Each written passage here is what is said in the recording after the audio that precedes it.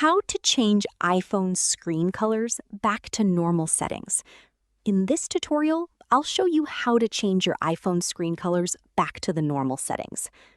First, open the Settings app on your iPhone. Scroll down and tap on Accessibility. Next, tap on Display and Text Size. Look for Color Filters. If Color Filters is turned on, tap it and turn the toggle off. This should immediately return your iPhone screen colors to normal. If the colors are still unusual, go back to Display and Text Size. Make sure Smart Invert and Classic Invert are turned off. You can also check Night Shift if your screen looks more yellow than usual. Go back to the main settings page. Then tap on Display and Brightness.